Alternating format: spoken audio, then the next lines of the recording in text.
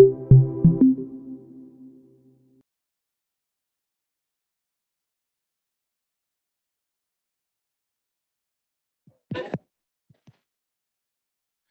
afternoon, everyone. So I get to be the second person, I guess, to welcome you here to the Federal Reserve Bank of Richmond. My name is Christopher Harrington. I'm an associate professor of economics at Virginia Commonwealth University, the School of Business, which is right out that window. It is really an absolute pleasure to be here with you for the 2024 Diverse Economics Conference. This is my third year being a part of the organizing committee, and we are just really excited to be here with you today. This is something we've been working on for a while, and we're really excited about this year's conference theme, how a career in economics can turn your passion into impact. So we are joined today by a distinguished group of speakers and panelists and professionals who I'm sure are very eager to share their collective wisdom with you and talk about this topic. Of course, none of us would be here without our partners in crime. I want to point out Maya Linask, Leslie Stratton, and Tatiana Avalova, who have been working with me and our partners at the Federal Reserve Bank of Richmond to plan this event. Of course, behind the scenes, there's a whole team of people from the Fed who are too modest to put their own faces up here. But I want to, if you could just join me in thanking all of these great people for their work to bring us here today. Thank you.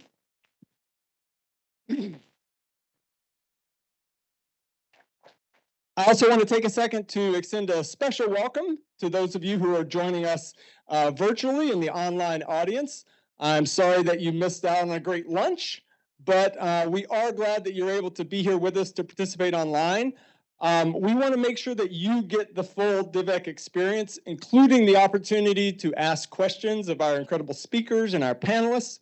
So whether you're online or here in person, we highly recommend that you use the Attendee Hub app, which you can access using this QR code on the screen or the URL there if you're on a laptop. Once you're in Attendee Hub and you enter this event code, log in, you can navigate to the conference schedule. If you click on the sessions, then you're going to see a link there for the live Q&A. Okay, so you can enter questions there in that part of the app, and you can also upvote questions entered by others. And so we're going to have moderators who are going to be monitoring the app, and they're going to be picking questions and selections based on demand, right? We are economists after all. So we're going to incorporate those in throughout the day. And so please keep the conversation going and enter those questions.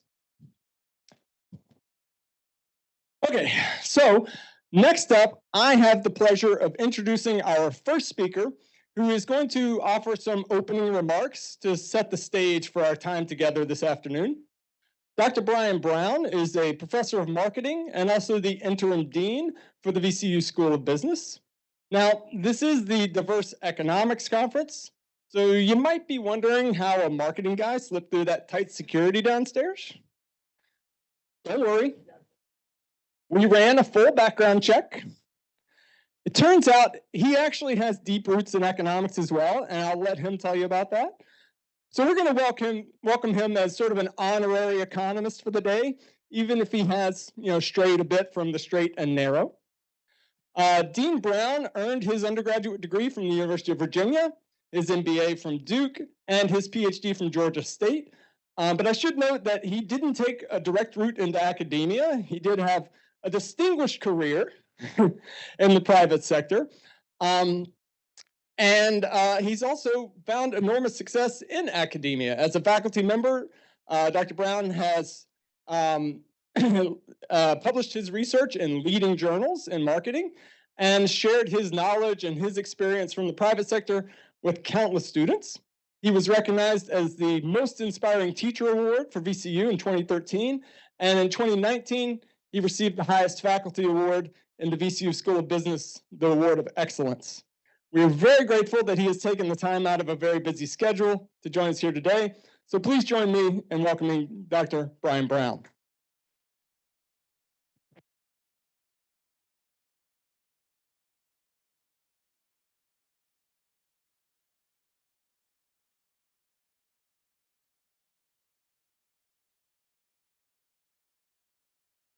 Okay, is this? Yeah, there you go. There we go. There we go. All right. So again, it's a pleasure to be here. My name is Dr. Brian Brown. As Chris, thank you, Chris, for that wonderful introduction. Um, I got to stop for a second and just say what a beautiful looking crowd that this is. I need to applaud that. Y'all look really good. Y'all look really good. Have y'all taken a look around? Better than the view that we had in the other room. Honestly, it's just a pleasure to see this level of diversity and all these young people. Chris didn't really go into a lot of detail. I had a corporate career prior, and I left the corporate career to get into academia because of this. I wanted to see students, and I want to see students that look like this. So this is really an honor for me.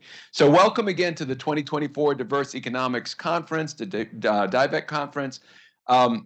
It's really exciting for me to be here. As Chris noted, I'm kind of sneaking in to the Fed. I called my dad on the way over, and I was like, "Dad, I'm speaking at the Fed, doing a talk at the Fed," and he was like, "Wait, what?" And I had to explain the truth that I'm not really talking about inflation rates or interest rates or anything like that, but even better than that, I'm speaking to young people who are interested in economics and interested in business, and even better than all of that, talking about careers and navigating careers, because there's so much ambition in this room. If the lunch table and the ambition around the lunch table is anything like the rest of the folks in here, you all are going places for sure, and that makes it really special. So thanks again to Dr. Harrington for inviting me to this event. The Fed is a close partner with the VCU School of Business. I'm going to do a little recruiting pitch from time to time. VCU School of Business has a great relationship with the Fed. Many of our faculty and students have visited this institution, worked on research together. We've had guest speakers. I'm going to point to Mr. Fred Shuford, who's going to be a future guest speaker in my class, and he's a VP here at the Fed, in fact. The Fed has hired many of our students and so on. So this is an honor. Being here today feels really special, not only because of the mission in DIVEC, which, am I pronouncing right? DIVEC? DVEC? DIVEC? DVEC, diversity, DVEC.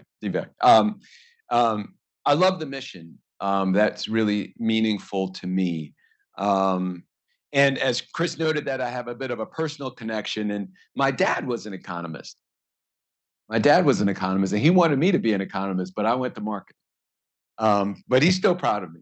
A little story about my dad, though. He came from very humble beginnings. We're from Jamaica. My family's from Jamaica. I grew up in Alexandria, so I'm a Virginia kid. But my father and mother are from Jamaica, and they grew up in poverty. But my dad got a scholarship to study, and he got a scholarship to study economics at McGill University in Canada.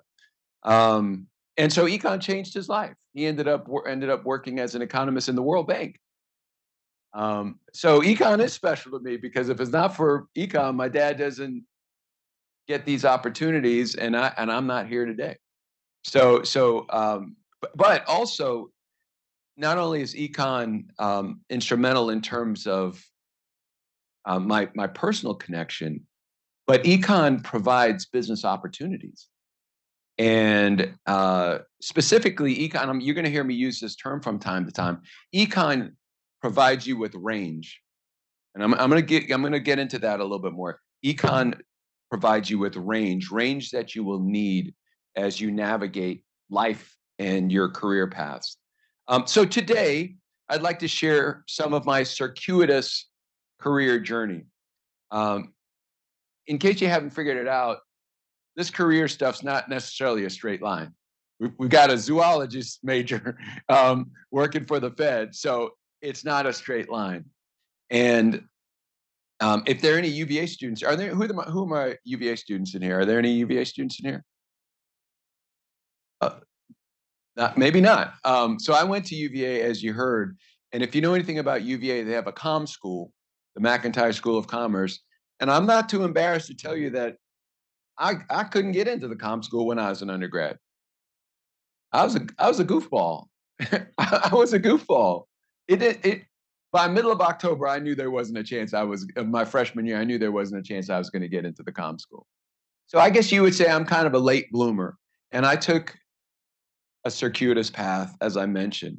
My career path has taken me from being a branch manager at a bank, so there was some banking, selling phone systems to small businesses at AT&T. I got my MBA from Duke, so you see I'm kind of progressing here, from Duke University.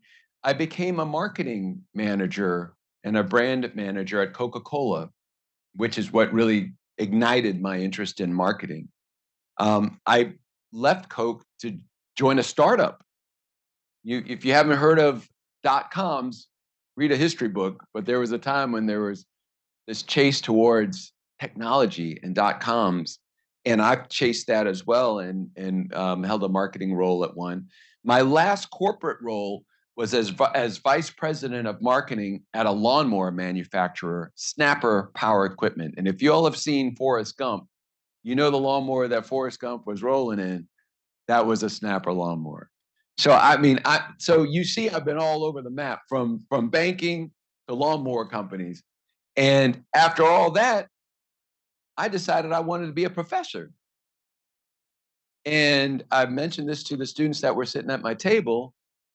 I got my PhD when I was 40 years old with two little toddlers in tow. There's going to be a thread here that you're going to pick up on, which is it's not too late to change and adapt and pursue interests and opportunities. So how does all that happen, particularly the professor and now dean position? It's through programs like DUVEC, honestly. There's a program called the PhD Project that introduced me to the possibility and the opportunities of being a professor, particularly as an underrepresented minority.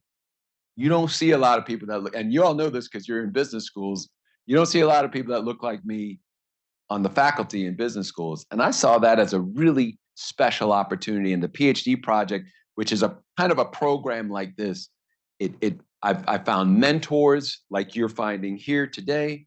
I found a network like you're finding here today. It matters, and I hope you take full advantage of what this program, this conference offers you. So my high school buddy, I remember this when I was in high school, a junior or senior up in Alexandria at TC Williams, which is now Alexandria City Public Schools. And he was my roommate at college. He told me he wanted to be a doctor back in high school and that he was going to marry the girl he was taking to homecoming. And you know what? He did that. He is a doctor and he married Heather, who was a sophomore at the time. 99% of the time, it doesn't work like that. Okay? Most of the time, you don't say, this is who I'm going to marry and I'm going to be a doctor. So it's okay to not know what the future looks like. It's okay not to have a clear vision of what that might look like. All right. For most of us, and you heard my background, exploring career possibilities is an advantage in the sense that it makes you more resilient. It presents new opportunities to you. All right. It opens new opportunities and it allows us to create and make more connections. Right. That's so if you're nervous about, I don't know what I want to do, flip that on its head because that could be a good thing for you. And it's okay. Do not worry about that. By participating in different roles in different contexts, you start learning more about your strengths. And this is really important here. You also learn more about what you're good at and what you like. And the sweet spot is when they're the same thing. You're good at it and you like it. Some of y'all are good at something, but you don't like it and you feel like, well, I got to do this, or my parents keep telling me. And sometimes you like something, but you got to be honest, you're not that good at it. All right. What you want to really pursue is and really search for are those contexts that you're good at and you like it. And by navigating in different roles, that allows you to figure that out. And these new experiences give you, again, this term that I'm going to use, range, breadth.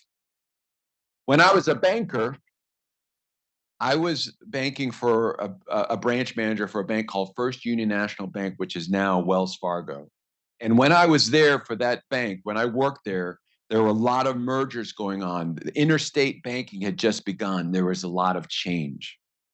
When I worked at AT&T in sales, my next role, it was relatively shortly after the AT&T monopoly had just been busted.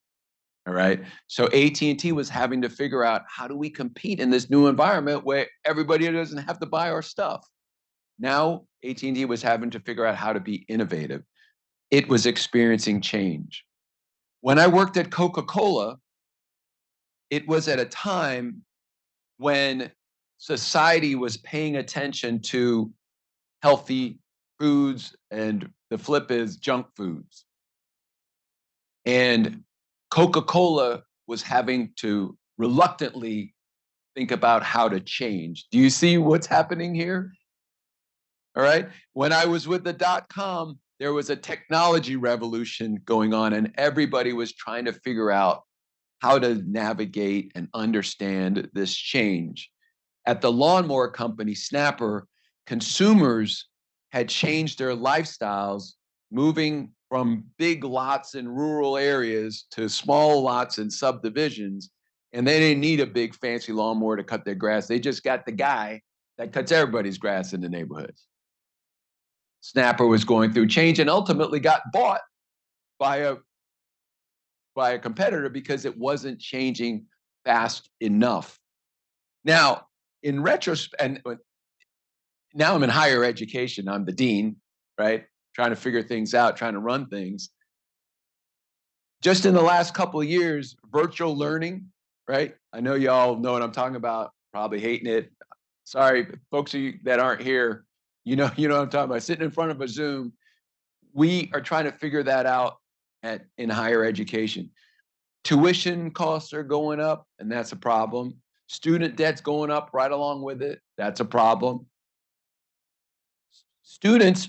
Young people are questioning the value, parents are questioning the value of an education.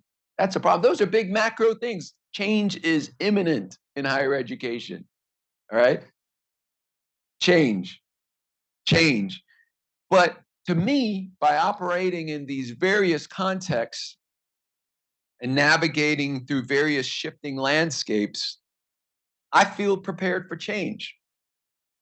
I've used my diversity at every level, not just the obvious diversity, but my diversity at every level to help me adapt and evolve, right? Charles Darwin, biology, he said, it's not the strongest species that survive, nor the most intelligent, but the ones who are most responsive to change. That's not just caterpillars and frogs and plants or whatever. That's humans too. All right. And so what I'm saying, one of the things I'm saying is that you need to embrace change and be comfortable in discomfort, right? Because that's your advantage. It will be an advantage now, it will be an advantage in the future. Okay, so sometimes there's an advantage in being really specialized, really focusing. But more often than not, it's advantageous to make connections across a wide-ranging domains and ideas. So don't get too wrapped up in, I'm an econ, I got to work as an economist. That might be great. That could be a great career for you. But an econ major has many more advantages than that. Econ is broad, and I'm a marketing guy, Chris, right? So, okay. So econ has advantages. It's broad, it's flexible, it's diverse, and it has many applications. David Epstein, the author of the book, the bestseller book called Range, points out that generalists tend to triumph in today's specialized world. He says, economics is a broad field by nature, and econ allows you to apply the reasoning principles you learn to problems in different areas. So that's the key, taking your versatility and the versatility of your econ degree and your experiences and applying those to perspectives in complex solving complex problems in this complex world.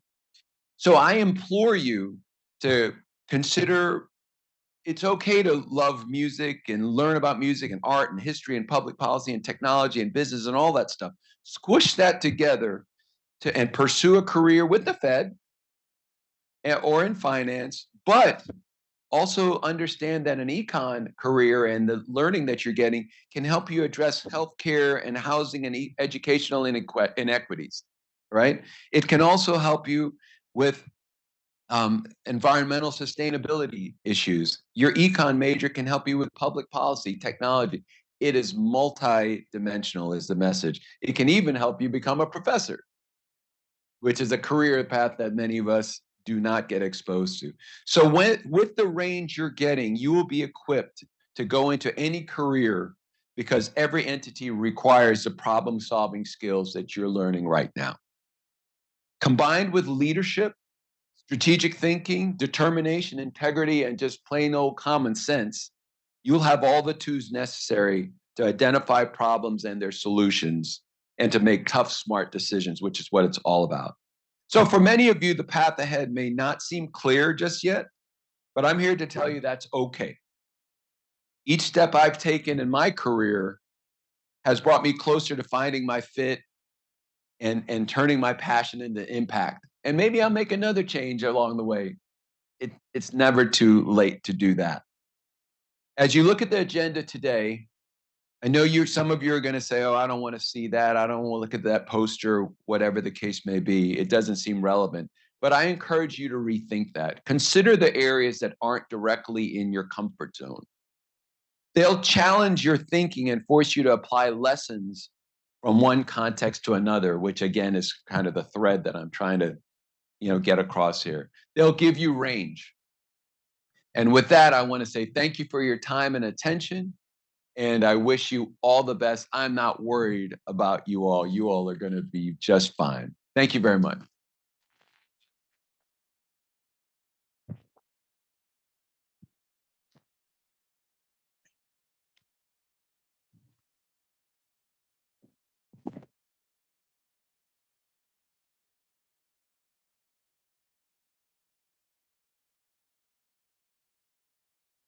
Hello. Good afternoon, everyone. So first of all, allow me to thank Dr. Brown for his opening remarks and for sharing his story with us. So thank you very much. My name is Tatiana Avalova. I'm an assistant professor at Bowdoin College up in Brunswick, Maine. So I also managed to sneak my way past security, despite not being from the area. And I am also one of the members of the organizing team for the Diverse Economics Conference. I've been with DIVEC since 2019, missed a couple of years organizing, and I'm very excited to be back with the group this year. So this afternoon, I have the honor of introducing our keynote speaker, Dr. Bill Rogers. Dr. Rogers' career spans more than 30 years of work in academia, research, and public policy with a broad area of expertise in compensation, pay equity, diversity and inclusion, labor markets, and general economic trends. And I'll take just a couple minutes to do my best to sum up the incredible work that he has done. So he received his BA in economics from Dartmouth College, his master's from UC Santa Barbara, and his PhD in economics from Harvard University. He is currently the vice president and director of the Institute for Economic Equity at the Federal Reserve Bank of St. Louis. Before joining the Fed, Dr. Rogers served as professor of public policy and chief economist at the Heldridge Center for Workforce Development at Rutgers University. Prior to this, he was the Edwin L. and Frances L. Cummings Professor of Economics at the College of William and Mary. Dr. Rogers is an elected member of the National Academy of Social Insurance, where he's also served as the board chair for the last 5 years. And he also serves as the treasurer for the Institute for Women's Policy Research, and he's a non-resident fellow at the Century Foundation. For his policy work, this includes testifying before various state committees and the U.S. Congress and serving as a consultant for the state of Virginia, the Joint Center for Economic and Political Studies, and the AFL-CIO. He's also served on President Obama's Department of Labor transition team and as chief economist at the US Department of Labor from 2000 to 2001. Dr. Rogers has published articles in multiple peer-reviewed journals, and his research has been funded by the National Science Foundation. His book, The Handbook on Economics of Discrimination, was selected by Choice, the review journal of the American Library Association, as an outstanding academic book for 2006. He has contributed his expertise to articles in the New York Times, Business Week, and other publications, and he has been invited to numerous television and radio shows, including Bloomberg, MSNBC, Yahoo Finance, and NPR's Marketplace and Weekend Edition. You're very kind with that. So Use up all my time. this is just again a small segment, and we're very excited to have Dr. Rogers join us today as the keynote speaker for the Diverse Economics Conference.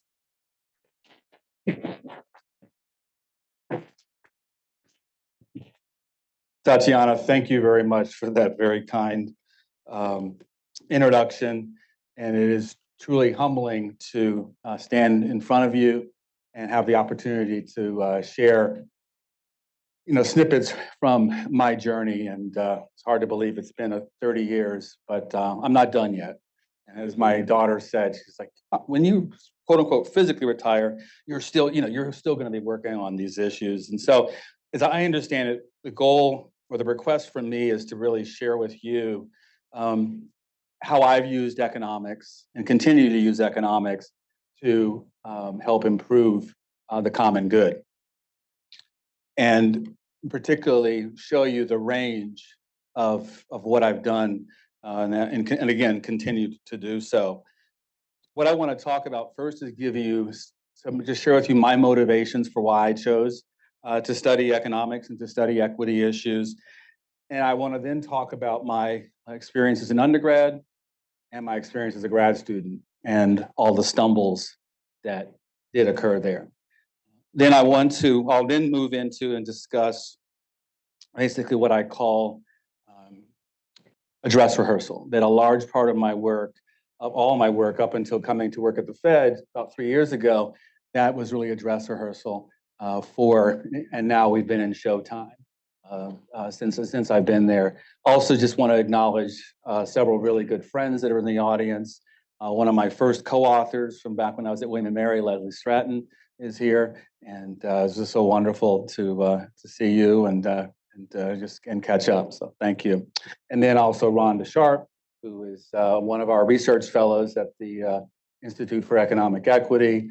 And then I also want to thank Sarah and Arantxa, my new Fed colleagues. It's been great to actually see each other and meet each other in person, as opposed to on a Zoom or Teams call that we typically do for a system-wide project that we're working on. Well, let's dig into some of the ideas or the experiences. I've got about 4 or 5 motivations around why I decided to study economics. And one of them is I didn't have a choice on it. My mom's a retired social worker, and my dad is a computer scientist engineer. You mix those together, you get an economist. Okay. The second reason for studying economics, and this takes me back to the winter of 1981. I had the opportunity to work as an intern for Senator Daniel Patrick Moynihan. He was the senior senator from New York State. And one of the things that stuck out for me was I would travel up 16th Street, but before I go up 16th Street, I'd actually travel on the bus on Pennsylvania Avenue. This was back in the day where you actually could drive right on the road next to the White House.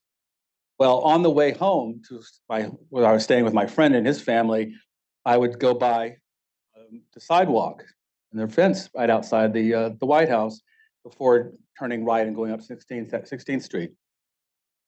Well, for about a month or so, when I was doing this internship, and I would come back in the evening, I would see Black men, who were sleeping on the grates right outside the White House. At that time, and it was just the beginning of that personal responsibility narrative. They said, "Oh, if you were in that situation, you're sleeping on those grades. There's nothing structural about what's created problems for you. It's all about personal responsibility, that you made wrong choices or you made some bad choices. And that stuck with me, it just didn't make sense to me. I began to search and want to know if there are what are the other narratives that are out there? And that's, if there's one word or several words that I want you to remember, think about, is that a lot of this work, we're storytellers at the end of the day.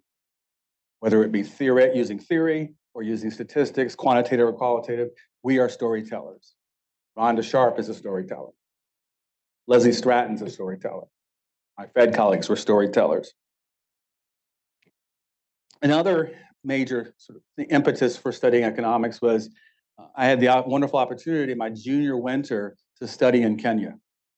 And this is before Jesse Jackson and others started to go, where it became really cool, for African American to go back to Africa or to go, right, to spend time there. And when I got there we had got there at the airport, there was about 18 of us in our group, and I was one of two blacks in the group. And I remember coming through customs, and all of a sudden these young fellows who worked at the airport started coming, Jumbo, Habari Gani. And I'm sitting going, yeah. And we had a crash course in Swahili, but it made me realize, like, oh my gosh, during these 3 months, if I'm going to really experience this fully, then I'm going to have to really get proficient with the language. Well, one of the reasons why that came out of this experience was, and I'm going to talk more detail on it, is that from it, I wanted to, I have a new idea, a new goal that I want to do, and that was to become an economist for the United Nations. Well, that's what I wanted to do, but then I had the opportunity, and I studied in the American Economic Association's, at that time, we called it Summer Minority Program in Economics, and it was held at Temple University. Well, for those who remember what was going on in Philadelphia back in 1986, at that time, there was a major trash strike, and it was like 95, 96, 97 degrees, 100% humidity throughout the city. And this trash strike went on for several weeks. But most importantly, what stuck me was Temple is, many of us may know, is up in the northern part of Philadelphia, the very challenged part historically. And at that time, I was like, well, you know what? I don't need to leave the US to do economic development. Right? We have many of our challenges here. It showed me that, I didn't have to leave the US. Well, let's talk about my undergraduate days and what I call my grad school stumbles. I was one of those kids who worked really hard, extremely hard, to get into a good college. I played soccer for my high school. We were a state champion. I was the goalie on the team. I ran track, was recruited to run at Dartmouth and some other schools, did debate, did Model UN, theater, and song, did it all.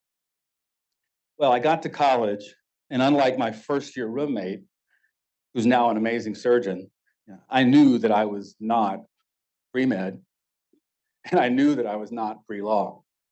Well, that created a little situation where I didn't then feel the pressure or need to get good grades, to get good grades. Instead, I played soccer for the college and joined the fraternity Alpha Delta. Why is that of significance? Well, one of our members was a co-author of Animal House, the iconic movie Animal House. And I have to say, though, my GPA was nowhere near the GPAs of the brother in the movie, like 0.00 whatever. But what did happen, though, is that my chosen coursework and the desire to really work hard to get good grades put me in a position where I was not going to get into a top economics doctoral program. Well, this lack of direction and lack of formal advising finally became an issue for me as I began my senior year, thinking about life after graduation. As shared, I studied in Kenya during my junior year. And while I was there, I wrote my first, what I thought my magnus opus, this great study on the Kenya tea industry and coffee industry. Well, and I loved it. I thought it was great work. So I knew upon completion of the semester that as I said, I wanted to be a UN economist. and study economic development. Well, and I even tried to get a internship at the UN immediately after that semester. And I remember this is before cell phones. It was those really horrible sounding calls overseas. And I could barely hear my mom. And I almost did one of those things like, yeah, mom, I've got this, I'm gonna get this internship. And she said, where are you gonna stay? Are you getting paid? And I'm like, I'm gonna work all that out right now. Or in the next few weeks. And she's like, all of a sudden became very clear on the phone. No, you are not staying there. And you were coming home to finish your last 2 semesters at the college, and then you could do whatever you want. She's like, it was one of those parent conversations. You don't recall, remember how much sacrifice we've made for you to go to your school and da da da da. So obviously I went home and went home. And it was really one of those kind of conversations where the parent, you're as a parent, and I have 3 adult children now, and I still at times will say, what were you thinking? And that was definitely the case. So what I did though, when I got back, I marched in to the office of my professor who had taught me intermediate micro. Came in, I told him about what I had done, I showed him my study, and he said, well, I had been your advisor, I would have had you do this and then do that. Like, okay. And then he hands me the study, a report, and just stops in a conversation. I exited his office with my newfound curiosity and confidence and passion squashed. But fortunately, a few weeks before that, I had just started a class called Economic Development. And the experience, fortunately, was the opposite. A new visiting professor named Jorge Requena Blanco from Bolivia was teaching the class. And we immediately connected. We began to have lunches and coffees, and we would chat. He began to ask me about what are my goals, what are my aspirations. I told him about the Kenya experience and how I wanted to work for the United Nations. Well, you know what happens now? He then starts to say, well, okay, let's talk about your toolkit that you have. Let's talk about the grades that you have. And I said, well, I don't have much math because I stopped taking math after my freshman year. I shared that my GPA was overall a low B. But since the Kenya experience, I've turned over a new leaf. I stay in on a Friday night. And even a Saturday night, I might stay in and not go out. But I shared about, again, my math piece. It's like, yeah, I haven't taken multivariate calculus. I haven't done matrix algebra. I haven't done real analysis. I haven't done differential equations. But you know what he did? Instead of just sort of turning back to his computer, he looked at me and smiled. And he said, here, the good news is you know what an economist does. You know what an economist does, and you have a vision. Now, the not so good news is you need to strengthen your toolkit while at the same time showing people that you can really do get good grades. And instead of ending the conversation, he came up with some suggestions. He said, number one, right, apply to a good doctoral program, get fully funded, and then reapply to top schools after 2 years. He found out that one of our senior colleagues was on sabbatical at UCSB. Calls were made. Next thing I know, I was fully funded in the UCSB PhD in economics program. He also suggested applying to the AEA's Summer Minority Program. And at that time, it was basically a math boot camp. I started the program a week after commencement. So all my classmates, they're going to the beach, they're going to the city and having these wonderful graduation parties. I'm getting on Amtrak and going from New Hampshire to Philadelphia to study math. Sounds really joyous, right? Well, what was amazing was I started the program and I met the director, this amazing econometrician, theoretical econometrician named Mike McCarthy, who happened to be the program's director. Well, Mike and I, for whatever reason, something sparked in him, but we started having these weekly tutorials where he'd give me an econometrics problem, and I would have to go off and work it out, and then I would come and meet with him, and I would show him the derivation of the answer. And so I was the deriving properties on what's called full information maximum likelihood estimators or three-stage least squares estimators. And now through this process, he didn't become my mentor. He became an advocate for my success. Great phrase. I'm glad, I love this. She's writing down. Others can write this down too. But he became an advocate for my success. And what that meant is that I became part of his DNA. My success became part of his DNA, that he was going to do everything in his power to move me along and help me be successful. Now, I learned later, after he finished up, and I would go down and visit him in his later years, and that he's finally said, he goes, Bill, I didn't feel like you had the it when you were doing the math, and we were doing the math together. He said, you know, Bill, the best time I knew there was something amazing about you that we need to can grow in you was when you did that impersonation of me at one of the celebration parties ending the summer. Mike was amazing. He convinced his colleague, Harvard professor, econometrician, Dale Jorgensen, that I could do the work there, that I could succeed there. Because Dale was, his test scores, his GRE scores, they're just, I don't know, they're just not where I feel they need to be. And so one of the greatest moments of triumph was when I took Jorgensen's class. It was the second series in the econometrics class. I got an A in the class. And Mike and I both had a fun phone call where he's like, I can imagine Dale right now. I'd love to see Dale right now. Dale was a very competent individual. So Mike and I would check in frequently when I was in grad school. And it would be about once a month or so, he'd call and we'd talk about 5-10 minutes. And he would always have a joke for me. And a lot of times, you know when the calls were? They're like Friday and Saturday night. Just checking in on you. We know what that means, right? He was invaluable in helping me navigate the newly minted PhD job market. Got a tenure track position just down the road here on 64.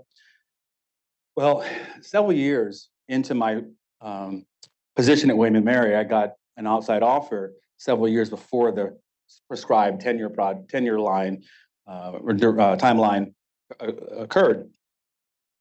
And I remember reaching out to him to call him for some advice how to negotiate, not only with my home school, but with the school that made the offer. But he wouldn't return my calls. I began to panic because I had not made this or other kinds of decisions without his counsel. But however, as the process played itself out, I realized, you know what? I was ready to go out in the deep end. He had really taught me well. And I got an amazing outcome for myself, but for my family. But unfortunately, I later found out from talking with Carolyn, his wife, who I've become friends with over the years, that the reason why he hadn't called back was he got sick. And he got admitted to the hospital, and they found more stuff inside him, and he died. And to this day, I feel bad I didn't get to say goodbye. But pretty much, as I recall, we'd go for a beer or to chat, or after those sessions, I'd always was pretty good about saying thank you. And I'd be like, well, what can I do? And he's just like, pay it forward. Pay it forward. What are some takeaways for you for these early years? Number one, doing the first year of grad school twice, overrated. But if necessary, pursue it. Number two, be curious and proactive. Invoke what toddlers do when they're young. What's the one word, that 3-letter word toddlers say to you? Why, right? Why? Someone throws up something on an equation. Why is that? Right, Rhonda? Thank you. If you don't know why, ask. Don't take no as a lack of interest or a signal about the quality of your thinking. There are lots of Jorge Bueno Blancos out there, but you may have to search for them. Find advocates for your success like Mike McCarthy. They're out there too. You just have to find and cultivate those relationships. Don't readily accept personal responsibility narratives that may be applied to you, your family, your community, and to the world. There are a variety of professional organizations that I really urge you, even as undergraduates, to start to apply. One is the National Economic Association. Another is ASH, American Society of Hispanic Economics. And then IAFE, I'm going to mess up it, but it's International Association for Feminist Economists. Thank you. Thank you. These are all amazing scholarly organizations that have annual meetings, calls for papers. They are also very big on promoting networking within the group, and anybody can join. So if National Economic Association is largely African American or Black, but we have white members. And why is that? Because they are focused and interested on issues surrounding race and ethnicity.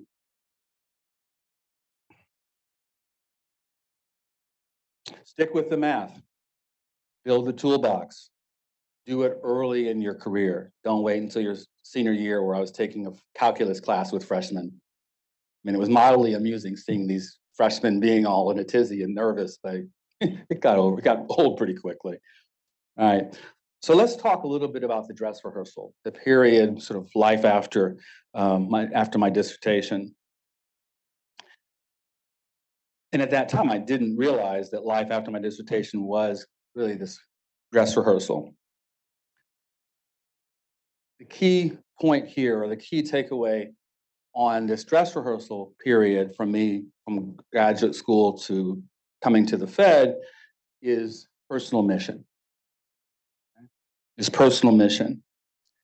I had this cute little story after I was working at the for the labor secretary in DC as her main economic counselor. I was having a drink with one of my cousins, who's a very good lawyer, LA lawyer, and he was all about just doing what he needed to do to become a partner. Well, he asked me, he goes, "So do you want to become the labor secretary?" I said, "No." I said that I don't have a dream job. A dream job does not govern how I think. I'm driven by a personal mission. My personal mission is about empowering people and communities with economic thought and analysis. If you want to start with that as a draft mission for yourself, power to you. But make sure you cite me. Well, he heard that answer. He looked at me. He paused. And he said, "What do you want to be? Do you want to be labor secretary?" And I said, "Carl, no, I'm driven fully by this personal mission." Well, about 10 years later, he calls me up and he says, "Bill, how can I give back to my community?" Okay, now we can have a conversation. Well, that personal mission permeates through my teaching, my service, and my research. One of the earliest things I did, and I say to you, at the end of the day, you have to make your own decisions, but do listen to people's suggestions. There's actually one of those, I got offered to join the Williamsburg school board, and there's a whole bunch of stories there, but my colleagues were like, no, you don't want to do it. You're not tenured. You don't have, you're not tenured. But something gave me the green light to do it, and it actually blossomed and worked out. But so that was something number one. I got to hire 2 superintendents. I got to do, which I wish I did because I lost weight, but I was a part of the district's conversations on, we had new schools and we had to redistrict. One of the takeaways from that, and it made sense, but became very clear: don't mess with people's taxes or their money, and don't mess with their kids. Okay? Especially if you're a school board member, because that means either your wife or your partner has to go grocery shopping for you. Because literally, I would say, "I'm going to go to Food Line and get some stuff." An hour later, we live like 5 minutes from Food Line. Okay. Well, it's because I got not caught, but you start talking to people and people want to share. And that's another thing that I think that has helped my impact, ability to have positive change, has been my love language is time. spending with people. And so that permeates to all throughout my work. One area of my research that I blended to where there was publications up and down the road or the ladder. How many of you have possibly heard of a concept called ALICE? Oh, good. ALICE stands for asset limited. Oh, good. Income and income constrained and employed. And it's basically the households in your community that live at or below a survival budget. Even with the best economy since World War II, 42% of American households are ALICE. 42% of American households are ALICE. I'm Alice's brother. I actually helped to create this concept that United Way of Northern New Jersey created. Why did we do it? Well, we were having difficulty at that time trying to secure people's time, talent, and treasure, called the 3 T's. Your time, talent, treasure. Part of the problem was we lived in communities where the poverty rate was like 3%. And so a lot of people are like, really? We have problems? We have challenges in our community? Well, let's just move up the income scale, and we're going to show you that depending upon the size of your household, you may need $40,000 to $100,000 just to make ends meet. And the other big aha for folks came out of it was, yes, we can talk about the challenges Alice faces if she doesn't have good housing. We can talk about the challenges that Alice faces if she doesn't have funding to pay for education for her kids, and clothing. But what we don't talk about as much that we put on the table was the impact that if Alice loses, we all lose. She's your neighbor. She's that firefighter cousin of yours. He's the public school teacher. Who's your nephew? Right? He or she's the young art history major who's graduated, but they're now working at Starbucks as a barista. And so now there are about 27, 28 states that have ALICE reports. We've been doing this for over a decade now. And it's something that I still speak very passionately about because we're seeing the results of it. In terms of some of my research, one time I've cried, and I've become a crier, and I'm proud of it, is prior to Harvard having their whole living wage conversation, we had a living wage conversation at William & Mary. The president and the provost were being petitioned by a local grassroots group to provide living wages for the housekeepers and landscapers in our community. And they had the best intentions, they wanted to do it, but here's their problem. And here's where, yes, the tools will become handy, but you also have to understand strategy and how organizations and groups think. The president's board of visitors was at a time when George Allen and Jim Gilmore were president. I think some of you already know where that's going, right? It meant that his board appointees were not the most left of center. It meant that statements of like, if you talk and engage with that quasi-union group, you might lose your job. Well, I was witnessing this, and I had just come back from serving at the Labor Department. I was renegotiating my contract with my dean. You get to have fun with. But I was renegotiating, and I said, oh, by the way, I can solve your problem here.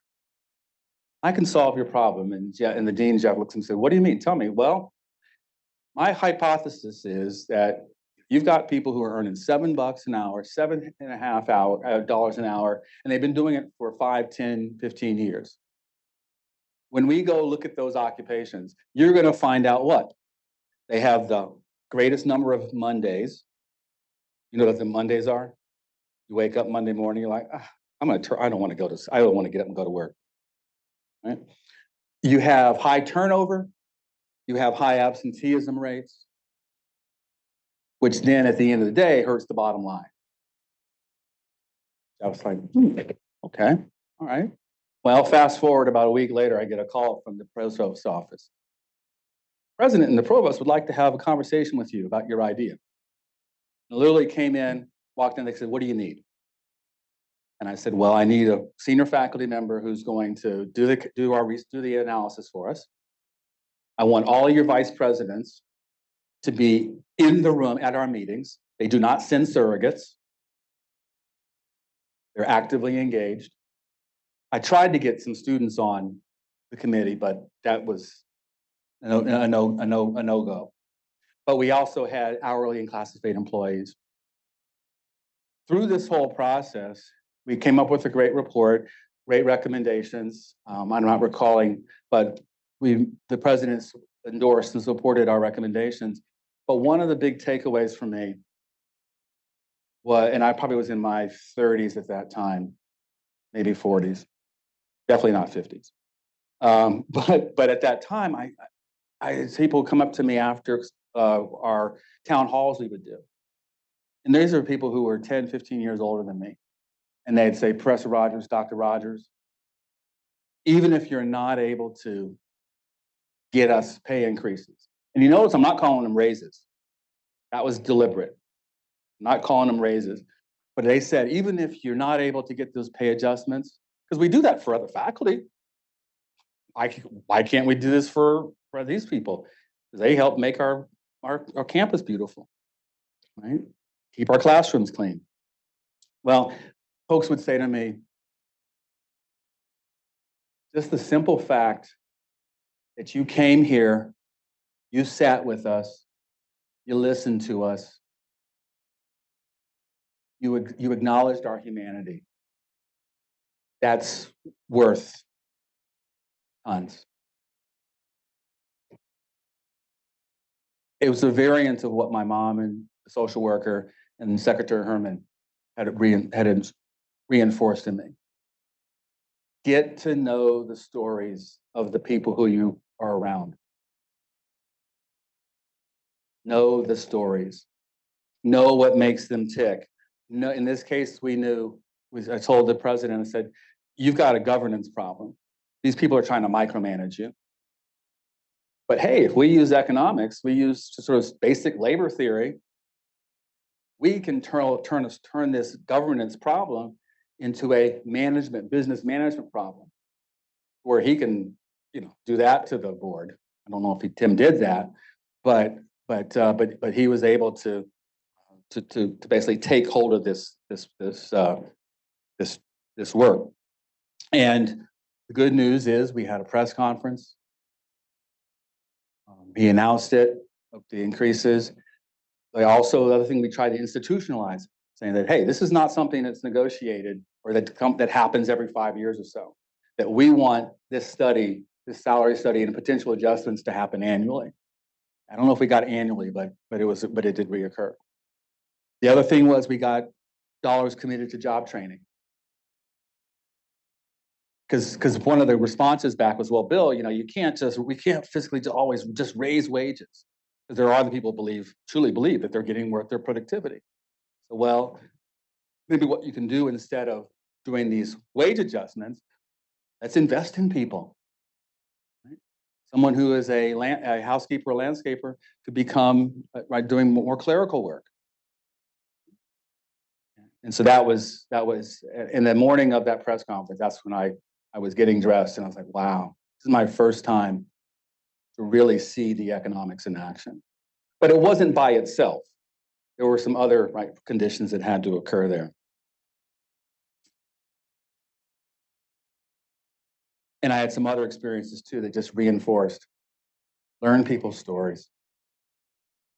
And also at times, talk less, listen more. Now I have that problem of, I have to be careful because when I talk, I'm listening, I shake my head a lot. And I've had people say to me, oh, well, he agreed with me. No, right, Rhonda? I heard you, right? I heard you, but that doesn't mean I agree with you. So just, it's a suggestion, but just maybe some of you live it already. Be forewarned of that. let's talk a little bit about Showtime. At my time since at the Federal Reserve over the last 3 years. Why do I feel it's Showtime? Well, one, I think since the pandemic, we've been playing whack-a-mole. Right? Pandemic hits, inflation hits, natural disasters. And what's so crummy about this type of whack-a-mole that we've been playing is, as soon as you get the first mole that you hit, halfway down, what's happening? A new mole's coming up. A new mole's coming up. And some of the issues that I think of us folks in here who are of an older variety or vintage, we honestly thought there were a whole host of issues that they were not debatable. These things had been litigated, social issues have been litigated, and they were not for debate anymore. Well, surprise, this stuff's back on. I have a daughter, 2 sons. I coached baseball and soccer for their friends, and I kept on doing it even after my kids got out of the, from under me. And so I see the challenges that these are your peers are facing. And what does that mean? It's become real to me. And this has become even realer. It's always been real. But you know what? No, it's much more personal. Much more personal. I also moved, and some people are saying, well, why did you go to St. Louis at your age? Well, one, my kids stopped viewing me as an ATM, except for one, the artist, the graphic illustrator, who is quite amazing, I have to say. But also, I felt the 8th District, which consists of Arkansas, most of Arkansas, Missouri, Southern Indiana, Southern Illinois, Western Kentucky, Western Tennessee, Northern Mississippi. I got them right. Give me a hand. All right. But people in the 8th District are ready to have this conversation. As long as you don't start wagging your finger at them, as long as you don't start going into their community and being viewed as just another researcher. Because there are certain groups who feel like, really? You're the 10th survey that we've had over some period of time. Well, at the Institute, we've developed a variety of what we call cases for economic equity. So for example, we have a social justice case that's based upon some work that Dr. King wrote back in the 1960s, particularly in the 1966 essay in The Nation. But we also have a business case. For example, I did what's called a breakfast with the Fed, and I was speaking to a whole host of bankers, largely white men, middle-aged white men. And I started to talk with them about, you know what? If we were to pursue greater equity in terms of Black and white household incomes in St. Louis, you know how much additional disposable income that would be for the community? About $7.5 billion. About 3% of the metro area's GDP. That got their attention. That got their attention. Or we would talk about Alice, to community leaders, and also business people, and help them see a new narrative, help them see a different narrative. That, whoa, right? We are actually worse off when we have a 42% of our households are Alice. We also develop what we call the investment story. And many of you are not going to remember this, but you can go Google it. And Google saw the Fram oil filter commercial. There's another line I'd love for you to write down. Guy comes in to his auto mechanic. It was mechanic back then. It's that old. And he said, and his mechanic says to the client, you need to pay the $10 to get a new air filter. Client says, no, I'm okay. We're okay. It's okay. It's okay. And the mechanic steps back and his glasses are down. Says, all right, John, you can pay me now, or or you can pay me later. You don't make those investments today, they have consequences. And some of those consequences we're living today are 42% of American households are at or below the ALICE threshold. So what are some of the overall takeaways here for you to think about? I'm gonna summarize these real quickly. Number one, we need you to be curious. Get in the habit of asking what? Why? Thanks. Let's do it again. Get in the habit of asking what? One more time. All right.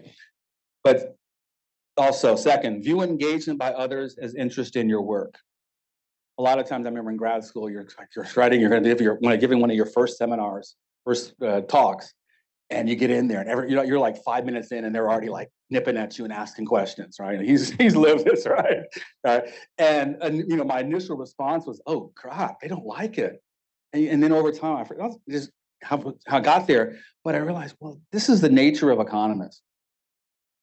They're salty, and they're curmudgeons, right? And we need you. We need your perspectives. We need your backgrounds, your differences, which are, and turn those into your strengths. I mean, my friend Rhonda and Leslie, I mean, we can talk with you, your ear off, about times we've been in seminars and people making statements about a particular group, and it's based upon hearsay, right? Treat your studies like a sport. This will sound odd, but I really do believe this. Treat your studies like a sport and thus apply athletic principles to achieving and competing. So number one, we talk about developing your technical, your tactical, your physical, and your psychological skills, right? Toolkit, technically, always be willing to add to your toolkit or either find a co-author who knows how to do it. But you're still gonna have to get some proficiency. Who knows? Because you don't know what issues are gonna be of the day 10 years from now or 15 years from now. So really make sure you have those tools. Tactical. If you bump into a wall of resistance, step back and understand what the source. Like we did with our cases for economic equity, meet people in the middle or wherever they are and provide narratives that help unlock the lack of openness. I learned this from Senator Ted Kennedy, doing some work with him on minimum wage. Be strategic. Be strategic. Know the rules of engagement. And sometimes you have to be patient. And then other times you can be a little more aggressive, but learn, read the room, that phrase they say. And I think this is similar to what the dean said, but I'll say it as an economist, find your comparative advantage. I knew my comparative advantage was not being in Cambridge and debating about some functional form. It's important, but I learned over time that my comparative advantage was being on that school board and helping people in Williamsburg understand that Black parents not coming to their parent student teacher meetings, it's not because they value their kids less. It's because you've put the time for when you're going to meet with them at 3 o'clock in the afternoon or 4 o'clock. What's wrong with that? What's the problem with that? Yeah, I mean, Williamsburg is not a manufacturing haven, but still, there's a shift change at 3 to 4 o'clock. And when you're earning what, 8, 9, 10 bucks an hour, what comes along with that is not necessarily having a lot of agency about when you work and when you work and how you work. So fortunately, we had an editor of the Virginia Gazette who, from this conversation, he ended up giving me 10 weeks of op-ed space where I could talk about the two realities in Williamsburg. Psychological and physical part of preparation. Got to eat healthy. Treat yourself like this is a sport. You're training for a sport. Eat healthily, and as my mom would say, laugh. Make sure you are laughing. So important for you. Practice yoga or other forms of movement. Medicine. Treat seminar presentations as a match or a game. So there's that practice and the prep for them. Finally, whether it was with my 8-year-olds or my college-age soccer players, before going on the field, I would ask them the question, what's the most important thing we got to do? And they initially were all, especially the college guys, oh, we got to win. We got to win. I'm like, no, no, no, no, no. It's about having fun. And not the F-U-N, P-H-U-N. That's about having fun. Why is that? Well, you still have to enjoy the challenges. You'll be able to enjoy the challenges better. You laugh along the way and you'll enjoy the ride. You won't be so focused on the outcome, on that dream job. Most important part of this, stay mission focused. Stay focused on your mission. And here I'm going to end like an economist. Doing so will maximize, there's the word, your ability to help people and their communities move from surviving to thriving. And for you, taking this approach will yield the greatest amount of personal satisfaction, self-love for your efforts. So thank you for your time. Thank you for your attention. I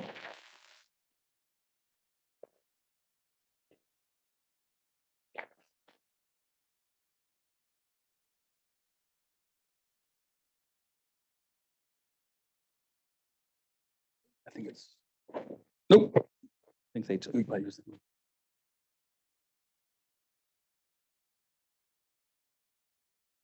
Okay, my name's Leslie Stratton. I was helping to organize this conference for a couple of years now. I'd like to begin by thanking Dr. Rogers for his comments, for his suggestions, for his discussion of his life and some of the paths, different paths that he's taken, and his focus on, what he believed in. Okay, so if we could all give a hand to thank him again for his discussion.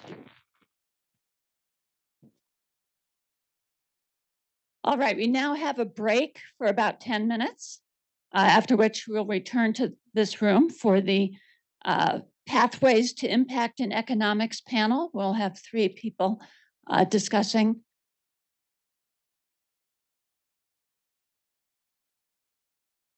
One second. Okay. Note for the virtual group that you'll have to rejoin the presentation through the app in order to join us again for that panel. So quick. So I just want to say the program that Bill mentioned, the AAA summer program, is housed at Howard. Applications are currently open if you're interested. If you are in the North Carolina, Virginia space, you can hit me up. I'm happy to come to your institution and tell you a little bit more about the program, but the applications are open. The program is at Howard. Yes. Okay. So again, 10-minute break and see you back here. All right, I will tell you, I'll have a confession that if I wasn't working here at the Fed, I probably would be a teacher. So the fact that all of you are here right now and you came and took your seat was kind of very warming for me. So thank you very much. I am Tasha Easter. I serve as the senior manager here at the Richmond Fed over our talent acquisition team. So basically recruiting. And hint, hint, if you're looking at an internship, you're looking at our Discover Analyst 2-year rotation program or our RA program. They are all posted now, so be sure to look at our website for those opportunities. I am actually joined also. There are 2 people on my team back there, Catherine and Nikita, who are here as well, and they'll be there to answer questions for you. So we are going to have probably the next 40 so minutes to have a fascinating panel. We're going to talk about economics in action. And so you'll see the colleagues that are joining me here, and I'll do a brief introduction of them in a moment. I want to go over the purpose of this panel. And so it really is to continue the theme that we have this year for our DIVET conference on taking your passion and putting it into impact. And so I'm going to read some of the goals that hopefully you will walk away with after we finish the discussion. So the first one is to help students learn how economics, the tools and the way of thinking, can be applied to address broad questions. Also help students realize examples of how these panelists took their passion and used their economics training to do something impactful. Also share background on how individual experiences can shape the questions that economists choose to study, and that is one reason why it's important to have a diverse set of voices in economics. And then lastly, and definitely not least, is to share why the skill set that economics provides is useful in many different industries. So as you heard earlier from Dr. Brown, that economics can give you a range, right? And so we're going to hear more about that range that economics brings to the field. So with that, I do want to quickly introduce our panel members, and they'll go more into their background and experience as well. So next to me right here, I have Sean Brazier, who is the owner of EDAI. Next is Sarah Dunnigan, who is Deputy Director for Virginia Department of Housing and Community Development. And then Faraz Usmani, who is a Research Director with Mathematica. So join me in welcoming them today. So as we're having the discussion, I do have one big ask for everyone here in person and online. Start thinking about the questions that you want to ask. We will have a Q&A session. And so about 15 minutes of that, hopefully. So I want to make sure you have your questions prepared. If you are in person, you can use the microphone that's on your table, or you can also log into the conference app and be able to put your question there or see the other questions that are listed. And so virtually be sure to log into the app and put your question and we will read it out. Sound good? All right, let's get started. So first question, of course, is for all of the panel members. If you can tell us about your background, your education, and what kind of work you do now, but then also why did you decide to study economics and how have you used economics throughout your career? So Sean, I'll start with you. Oh, hello. Can everyone hear me? Well, really excited to be here, and thank you for the intro. So Sean Brazier, I wear two hats actually right now related to economics, economic development, and opportunity. So I own EDAI. We're a tech-enabled consulting firm that help communities and businesses create good jobs. And then my primary job right now is working with some consultants with the Gates Foundation and other large institutions to help people and youth get the skills they need to get these good jobs. And so I really get the opportunity to work on both sides of the equations, creating good jobs and then also helping people get those jobs. So how I arrived at this place, I started my career at McKinsey and Company. So I majored in economics. I worked in Atlanta. I did 2 stints at McKinsey doing general management consulting with large businesses. But I also got to do really cool projects with education systems and economic development agencies. Really enjoyed that, and then took a break to go back to school and got a master's from London School of Economics and Political Economy. Got to travel the world while doing that, and then went to business school at Harvard and went back to McKinsey. When I went to McKinsey, though, I was really, really passionate and focused on like how do I really think about helping communities and systems create those jobs. So I did some workforce development. I left after a while to start a system of charter schools in Atlanta, and then I made my way here to Virginia and worked around the corner at Virginia Economic Development Partnership. So my passion has been about creating economic opportunity, particularly for communities that have been traditionally overlooked, underserved. And I've done it in a variety of ways, both on the job creation side, but also on preparing students and youth to get those jobs going forward. So really excited to be here and excited to talk about the different elements of economics. You hear me? Myself after Sean. Sean and I know each other, so it's good to catch up again. My name is Sarah Dunnigan. I'm currently a deputy director with the division at the Virginia Department for Housing and Community Development. It is a state agency. We have a very broad portfolio of programs that includes housing.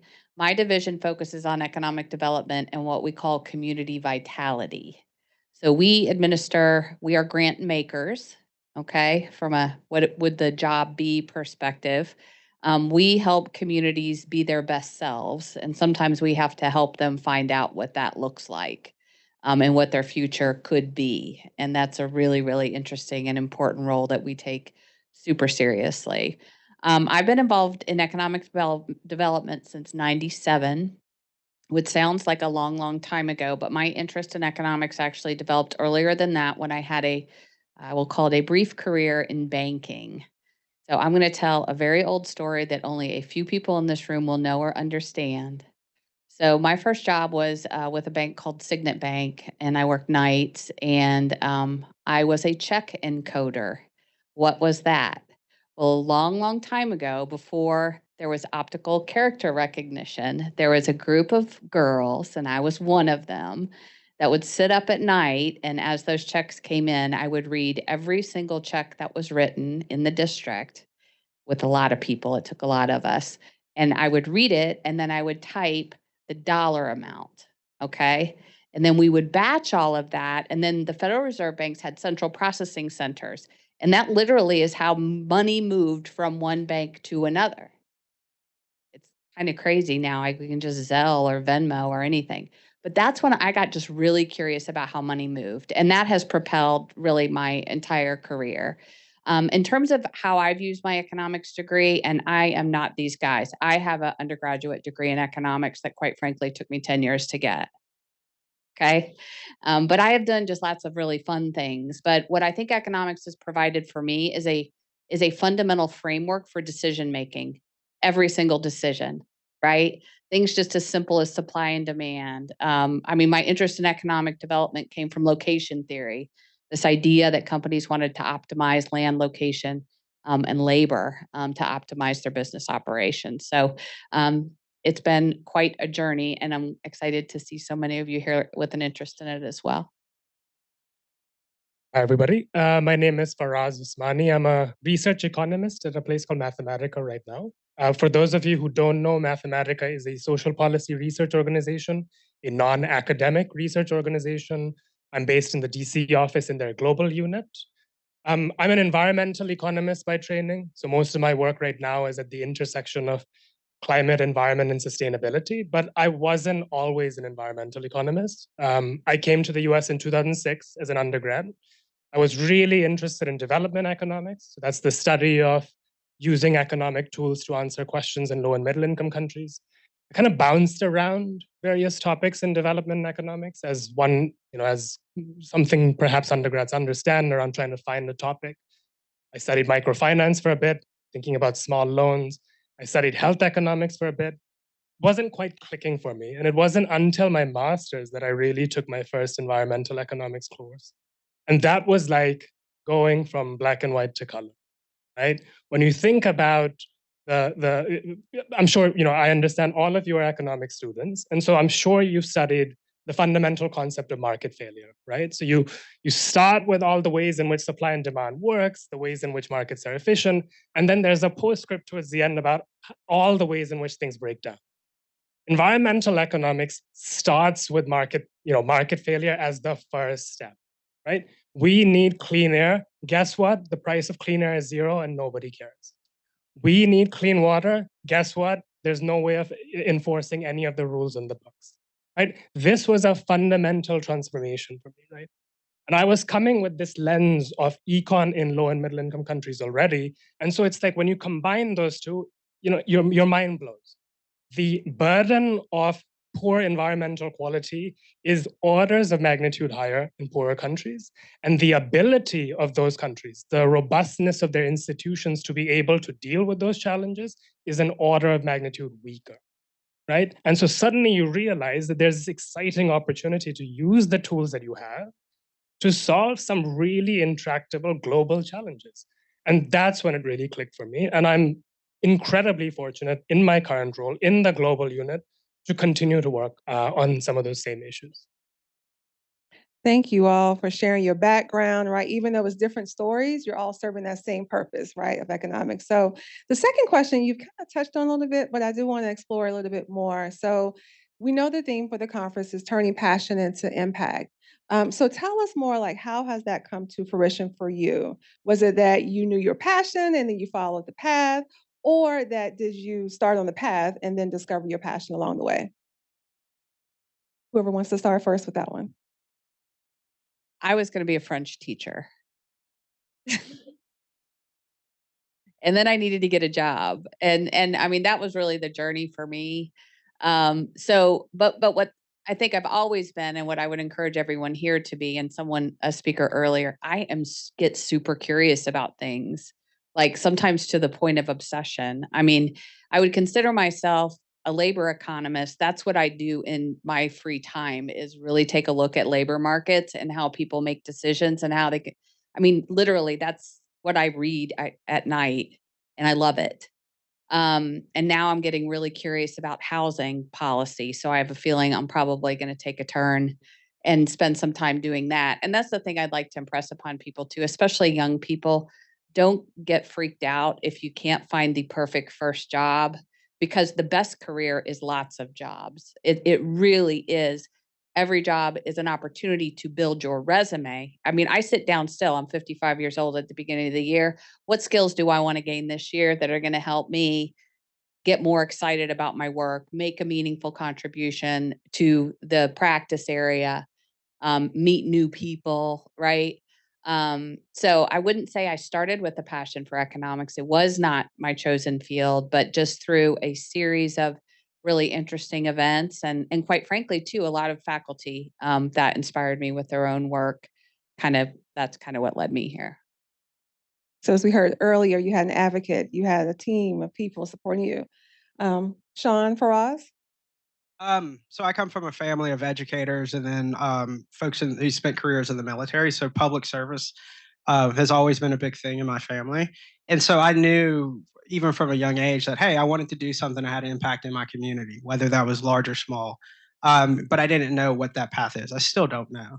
But for me, my North Star has always been about like, how do you help people put more food, better food on their table? And I've just always been fascinated by like job creation and what does it take to get folks the skills that they need to get a good job and provide for their family, and what does it take for businesses to provide good jobs to those people. And so for me, I started because I was like, hey, at McKinsey and in consulting, we solve problems, and you can take those skills and then apply it to any problem, social, economic, business, et cetera. And so I got really fascinated by that. Then I found out about political economy, and I was like, okay, well, you can't just help businesses. You actually need to set the policy environment. And so I went and got a degree in political economy and didn't use it for a while, but I enjoyed reading the journal articles. But then after I left McKinsey, I started doing schoolwork and I said, hey, how do I measure the impact of what I'm doing? And I didn't mention, but when I came here to VEDP to do economic development, I did a part-time PhD program here at VCU and have one of my professors here, Dr. Sharp. And I really was fascinated by measuring the work that we're doing in community impact work. And I realized I needed a statistical background to do that. And so for me, it's like, hey, I know that over the course of my career, I want to leave an impact in communities, helping people get good jobs, businesses create them. And how do I do it? And I haven't been afraid to try new things, whether it was consulting, whether it's economic development, whether it's the like philanthropic world working with foundations, because it's all the same kind of thing of like, how do you solve problems and create opportunity? So I'm still trying to figure that out, but I would also encourage folks to not be afraid of taking risks, not thinking that the first job or the next job is the only job you'll have, and being open to learning, as Sarah mentioned, because you'll work for a long time, hopefully, and you'll have a lot of different chapters in it. And so embrace that. My fellow panel members here have added some really useful insights, so I don't have much more to add, except I'd say there's likely not a chronology here. It's not a chronological process. You know, passion doesn't come before what you do in your profession, the educational pathways you pursue, or vice versa. It's kind of simultaneous, right? So I kind of had a vague sense of I wanted to study economics. As I learned more about the tools, the toolkit available to me, the frameworks that were exciting, I found myself getting more and more excited about applying them in new ways. That's passion emerging from an initial possibly mistake in how you declare your major. As I've kind of, as I did my PhD, as I went deeper and deeper into a particular subject, I also realized how I wanted to use those tools, right? As I was finishing up and going on the job market as one does, I knew that I wanted to do research. That's what I trained to do. I had this rigorous scholarly training and I wanted to continue to use it, but I didn't really care if it was necessarily in an academic context or non-academic one. I wanted to do research and I wanted to do policy relevant research. And what's more policy relevant when you're actually doing research for policymakers? And I find that especially exciting right now. I find that aspect of my job, of my kind of the professional pathways that I've taken especially useful. So I guess my advice to you would be as you kind of progress through these choices that you're making on a daily basis, identify the different threads that you're kind of seeing, right? Identify the ways in which technical expertise is combining with an intractable problem that you're facing in front of you. Identify the ways in which a solution that you found in one domain could potentially be applied in another domain where fewer answers are available. And you'll find you yourself getting excited about your training, your expertise, your experience, and what the future holds as far as those are concerned. So one thing that we all value and are seeing is the changing of diversity of topics in the space of economics. So I want to ask each of you kind of a different question, but related to that. So Faraz, definitely with your PhD and your economics path, is there a particular interesting line of research that you have found to be the most impactful? Sure. I mean, how much time do you have? During my PhD, a lot of my research was on energy use in low and middle income countries, right? So let me set the stage for you a little bit. Something like 1 billion people globally have no access to electricity whatsoever. Something like 3 billion people rely on a daily basis on firewood and other solid fuels for cooking and heating. So imagine every day lighting basically a smoky campfire in your living room to be able to make breakfast, lunch, and dinner. And the environmental, the socioeconomic, the labor market implications of all of this are just huge. It's hard to fathom sometimes, right? And so a lot of my research was on what happens when a part of northern India that doesn't have access to electricity gets electrified for the first time. Do businesses open? Do businesses expand because they can now buy a refrigeration and sell ice cream? Do women enter the labor market because they no longer have to spend the entire day collecting firewood, right? And so as I was kind of getting acquainted with this very narrow kind of research theme, I encountered papers that were essentially finding that when investments in infrastructure and investments in electricity infrastructure were being made in previously unelectrified areas, that the actual impacts on labor markets, on socioeconomic outcomes were pretty minimal, right? The government of India invested millions of dollars extending the electricity grid to a remote rural area, and nothing happened. And so the kind of policy relevant next step from that would be maybe we shouldn't electrify parts of the country because there's all these other challenges. There's lack of hospitals and there's lack of schools, and maybe the roads are crappy as well. And this didn't sit right with me. This felt incomplete as an answer. And so a lot of my research looked at the complementarities of infrastructure, right? When you invest in electricity and you don't address other barriers that people in remote rural areas also face, is that the reason why access to electricity doesn't make a difference? And in retrospect, that's kind of intuitive. If you string a light bulb and you can charge a phone, your life doesn't really change that much because you don't have roads, you don't have schools, you don't have hospitals. But I found very unique ways in my research to actually demonstrate that. And a lot of applied economics today is causal inference. And so I found cute natural experiments and rigorously designed randomized control trials that showed that complementarity matters. And the policy implications of that seemingly simple kind of lesson are huge. That means the government of India needs to think about many more things than simply extending the grid into remote villages. Thank you, Faraz, for that. Definitely has something that seems simple, right? Has some huge impact. So Sean, I'm going to go to you next. So thinking about and leveraging your background in economics as well and using it in public policy and entrepreneurship, tell us more about the impact of the greater diversity of topics for you. Well, I feel like I've used economics in a variety of ways that people don't actually think of economics. And so I'll use a school example. So after consulting, I went and helped start some charter schools in Atlanta, and they're a partnership with Atlanta Public School System. And as we're doing it, I didn't have a background in education, but I also had a background in business and economics, and that was actually the lane that I ended up leading. And so we had professional educators, we had folks that knew how to engage the community, and then I knew the business side of it. And so I got to help stand up all the financial elements of it, I got to think about like what's the 5 or 10-year impact of different demographic and economic trends on funding for the school and for the district. We have to think about property taxes and how that's going to affect. So economic growth and the property taxes fund a lot of public school purses. And so for me, it was applying different fundamental skills and perspectives like problem solving, like understanding supply and demand, like understanding what happens in scarce environments and how do people allocate resources. And so for me, like I got really excited about the education side. I've used very similar approaches in workforce development. We were starting a program. McKinsey's nonprofit was doing it for 18 to 29-year-olds. And again, it was like, how do you equip people with skills? How do you make sure that they're getting a return on the investment in education, both their time and the dollars that they spend on it? And then also, like, what is the economic interest for a business to work and partner to create these types of jobs and pathways? And so, again, I think there's some really amazing fundamental things about economics when you think about supply and demand, when you think about how to operate in scarcity, and you can use those in all walks of life. Thank you, Sean. So Sarah, to round out this question, so leveraging your community development, what is an issue in your field that economics has helped address? Yeah, I mean, I think the big theme for us in economic development is really thinking about ecosystem development and a much more holistic approach generally. You know, when I started, it was like, we just need to recruit some more companies here.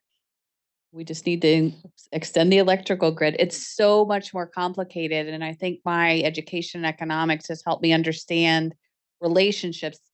You can't isolate every variable, right?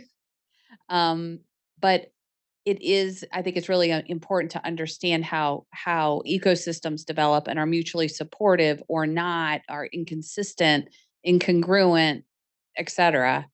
So some of the things that we're working on right now as it relates to housing, there's this really interesting new conversation.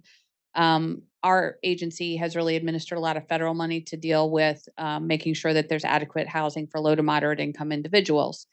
There's this curious thing happening is we've got this missing middle now, a segment of the housing market that never before had to be subsidized, or you never had to really think about providing an incentive for the construction of that type of housing. So this is one thing I'll tell you is if you can figure out ways, and they can be very simple ways to help people understand problems and make decisions, you're going to be just incredibly valuable. And if you're just the first person to do it, then that's even better. Meaning, if no one else has done it before, there's nobody's model to break. So I developed an induced housing demand model that really showed the relationship between economic development growth and kind of estimated, if you will, the number, not just the number of new housing units that would be needed to support that population, but the price points. So you can think about really a portfolio of affordable housing at this middle tier. So I'm not a housing expert, and I tell people that all the time. But again, my educational background has given me a framework to organize data and help people make better decisions. And I think that is, it's just incredibly valuable in any organization. And I've worked for a utility company, Chamber of Commerce, state agency. I was the governor's workforce policy advisor. I was the president, or excuse me, the executive director of the state workforce board. I was a consultant. In fact, my first job out of school was intern to consultant. The organization that hosted me for an internship, I wrote a proposal, and I was like, they're going to pay me $20,000 to do this, and it was fantastic, and it was amazing. And I just asked a professor to help me figure out how to write it up, and he did. And there you go. I was a consultant.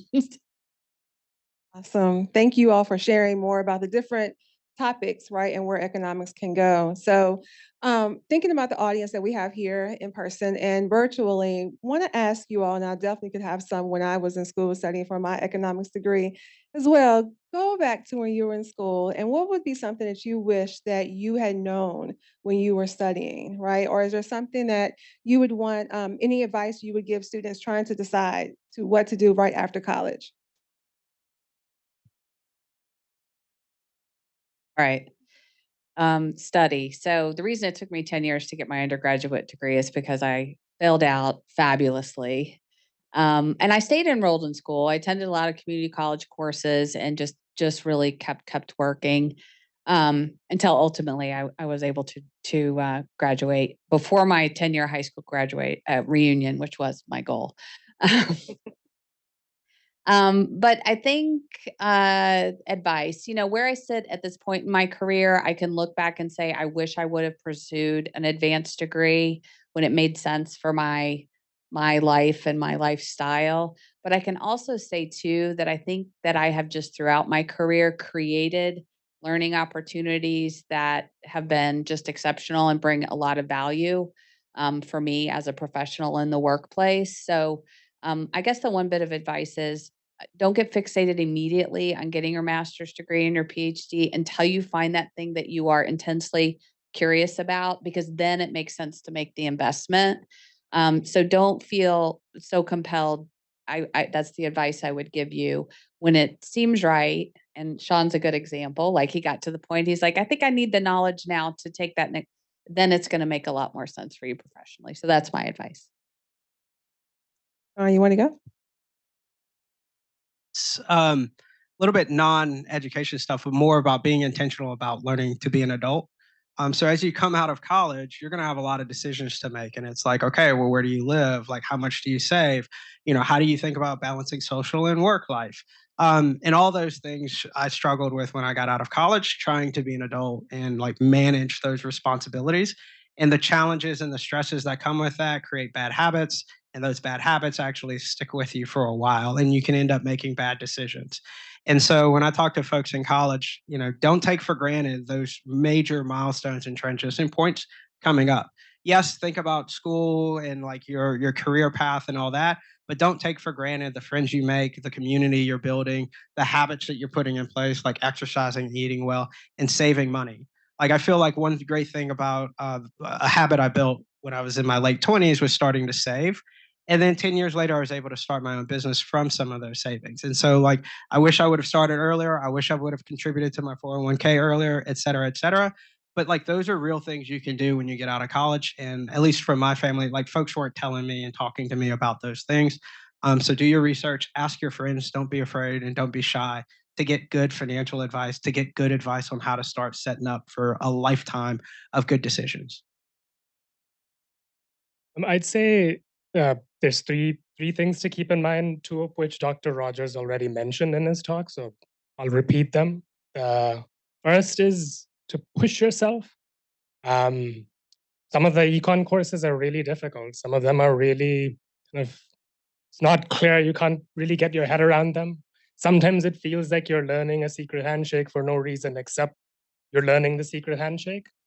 But it does kind of down the road, provide those dividends that are not immediately clear when you're in the thick of it and suffering and complaining. I fully understand that as students, you kind of need to balance that final GPA and the grades with the ability to kind of get the training you need. But if you push yourself with the coursework, the kind of real technical coursework needed for econ training, I think you'll find that you'll be positioned in a way to kind of deal with the questions that excite and interest you in much more rigorously. The second would be to be curious outside of the bounds of the discipline, right? Speak with your friends and colleagues and peers who are studying history. Speak with those who are studying comparative literature. Understand what the commonalities and differences are in methods and the way people approach questions.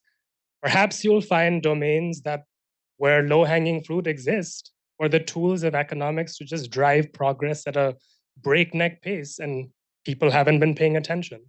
In the environmental sphere, environmental justice is one such domain.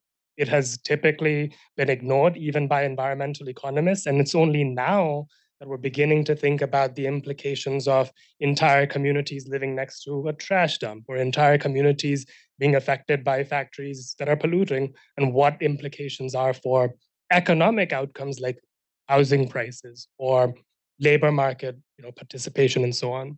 That's because kind of cross-disciplinary conversations are now happening, and suddenly all of these questions that were previously ignored or not even noticed are being answered.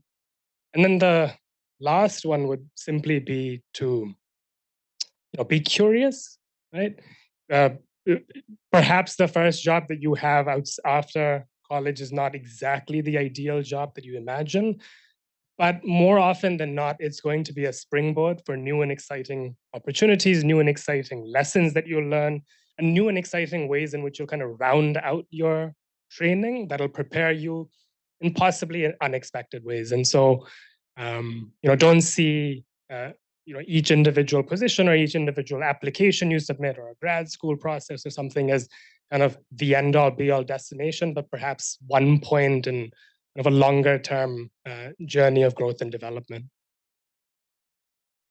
Thank you all. So we've heard a lot, learned a lot already, right? So I want to take a moment and see what questions anyone has here in the room first.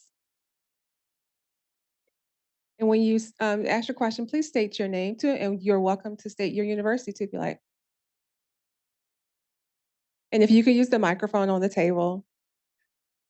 Thank you. My name is King Maxwell. I'm from Virginia State University. I was born in Brooklyn, New York. My question was for Mr. Brazier. My question was, how do I display my analytical skills on my resume? Because I feel like it's just a lottery pick if they were to pick me and then I also had analytical skills. Because they can pick the lady to my left right here, right? But they wouldn't know that she doesn't have that I have the analytical skills that she doesn't. So what do I say on my resume? Thank you for the question. And I think it's a great one. So one, let's put the resume into appropriate context, right? Like a lot of times getting the job means reaching out, getting a relationship, building the network ahead of time. And then the resume is what you share to talk about yourself, but like you've got to do the hard work of getting in front of people, having that conversation so that it's not just the resume they have to rely on to, think about the skills and the value you can bring. So that's one part. Like, let's not forget the hard work that goes into it. And then on the resume, there's two parts of it. One is the education and how you describe the skills that you've developed educationally and the courses you've taken, but also the internships, the work experience, the professional experiences, the extracurricular experiences. When I'm reviewing resumes, that's what I tend to look at, because that actually tells you how you can apply the skills that you have. Because everyone can say, oh, I know how to count, I know how to do these analytics, but then how well do you apply it? And then what was the impact that you had on the job? And so as you're writing that out, focus a lot on the experiences you've had, the value you've brought, and then the skills that come into that are what supplements, what allows you to create the value to the company, to the organization. Does that help? Yes. Thank you. Thank you for the question. Thank you, Sean. We have a question online. Yes. So a question from the virtual audience, and I think this is for the whole panel, is what were the two most impactful classes that you took in college? Am I on? Yeah. For me, it was probably public speaking, and you guys are going to laugh. I took it at a community college, and the instructor was crazy. He actually gave all of the students noisemakers in boxes. And when we had to make presentations to the class, if we started making errors or odd pauses, everybody had permission to make noise. I mean, people literally left the class crying. But I would say public speaking was just incredibly valuable. And then I would have to say it was probably a course led by an instructor that just had a special interest in base closures, believe it or not, military base closures, and how communities can organize themselves to prepare for those types of events and kind of reinvent their economies. And it was just powerful because he had been on the ground at the federal level and worked in many of these places. And at the time, I lived in one of those places. So it just became really, really real for me. Anna, for us, any class stand out to you? There were two classes. So I went to Morehouse College in Atlanta in undergrad. And one of the core courses for the business and econ department was called Leadership and Professional Development. And it was about resume building, but it was also about all of the soft skills. So interview prep, we had a class in actual preparation on going to a formal dinner and how to use the silverware and how to make conversation and all of that. And then we had real folks in the professional field come and we could have those conversations. So it was really all of the soft skills that are really important. And probably more important these days. That was one class that stood out and has been really meaningful. The second class that I really enjoyed at the time, it was a private equity class. And what I loved about the private equity class was it was more seminar style. And our professor worked on Wall Street and just brought his friends every week to come talk about the skills and the experiences and the perspective from like being in the field. And so it wasn't very much focused on like what's the academic theory. It was like build some like leverage buyout models and like let's talk about it from somebody who's going through a specific deal. So again, learning from people, building those relationships, making those connections was incredible for me. I already talked about the environmental econ course I took as a master's student, so I won't repeat that.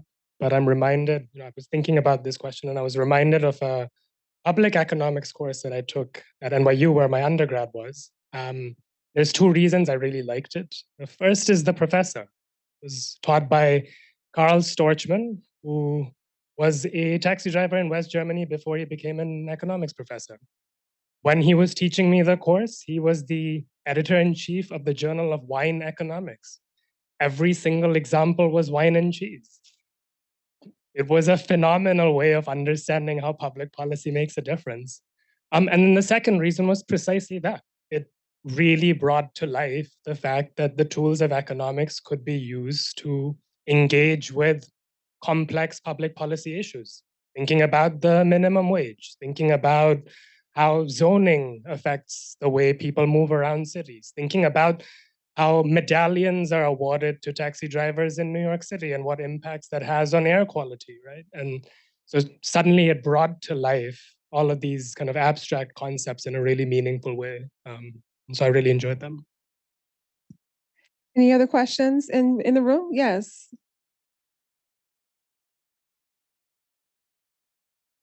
Hi, everyone. My name is Adana McBride. I am a current senior economics student at North Carolina A&T State University. And my question to you all, kind of two parts, is first, can you all explain to us or give us a piece of advice that was given to you that kind of helped you navigate your career journey, as well as a piece of literature that you read that kind of opened you up to your mindset now? In terms of advice, I would just say start building kind of a professional board of directors now, personal board of directors. And another thing that I do, which everybody laughs, is I do sit down at the beginning of the year and build a little personal business plan for myself, which could include some of the things Sean included, savings goals, other types of goals. But make sure you've got, 5 or 6 people that really challenge you, okay? Not the folks who agree with you, but the people that have more experience, a little smarter than you, that you can reach out to. So that's been really helpful. In terms of literature, I read a lot of things. I think the last book I read was a book called Think Again, because I think one of the skills that we need in this economy is the ability to be agile and nimble. And so I think learning new ways not to get fixated in, for example, some programs that we're administering that we really need to reimagine, evaluate the fundamental principles to make sure that they continue to stay relevant and evolve in a rapidly changing economy. So that's been really helpful. But I would just encourage everybody to get that personal board of directors and ask them for recommendations on things you should be reading. I love the idea about people from outside your field. I found that to be incredibly helpful. If I get really stuck, I'll call that history major and go, how would you approach this problem? And it always opens up a new avenue. I'll just build on Sarah's incredible piece of advice, and I'll focus on one thing in particular, which is how to cultivate networks. I think the advice I got on that, I think about that a lot, and I take an opportunity to share that with people who reach out to me and want to learn about Mathematica, for example.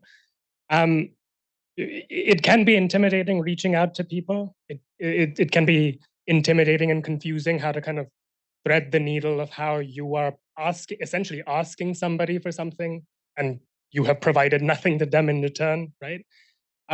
Once you kind of establish that contact, once you establish that communication, how do you then kind of keep that communication going over the course of your career? The secret, as I was told, was to not only reach out to people when you have something that you're asking them. right? You want to be kind of updating them about your life so they are on that board of directors that you put together. They are that advocate that we mentioned, right? In the context of a PhD, for example, you really need faculty members to submit letters of recommendation for you. That is a key element of the PhD application. If you're 6, 7, 8 years out of undergrad and you have not sent a single email to the faculty members who gave you good grades, whose classes you enjoyed, and suddenly you pop back up and say, hey, I need a letter of recommendation, you've made some mistakes, right? But you can send them an email when you get a new job, right? That is fully aligned with their class and that made you think of them. You're not asking them anything. You're just letting them know that you still exist and you're thinking about the work and the impact their class had on you. Maybe you saw that they published a paper and you read it and you found it really exciting. Reach out and let them know that. That board of directors will remain present in your professional life going forward. And so when it comes time for you to ask for something, you're not just kind of surprise, help me. And that, I think about how much that piece of advice has helped me so much. This is great advice, just life advice, not just coming out of college. So one mentor told me, like, I was trying to solve life, where to work, where to live, how to do it, all that.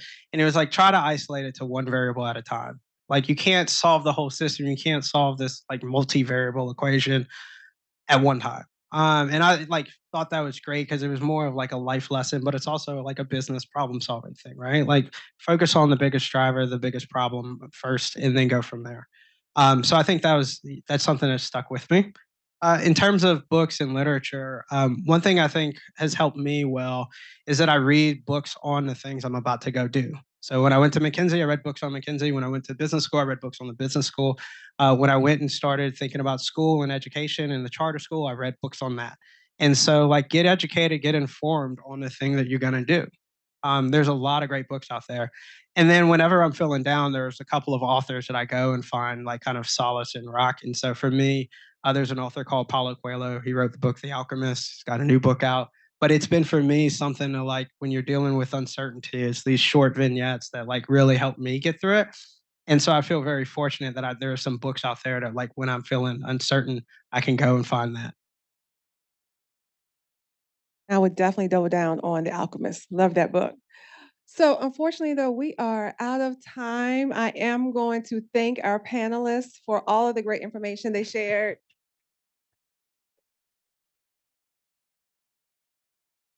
For those of you online joining us, I want to thank you so much for attending. We do ask that you keep the conversation going. You can ask questions and put thoughts in the conference app, but then also use hashtag #DiveEc. Those of you who are in person, we are going to now transition to the networking session as well as the poster session in the reception area. Do take all of your belongings with you because we're not going to be returning back to this room. Thank you all so much. Thank you again. Thank you for coming.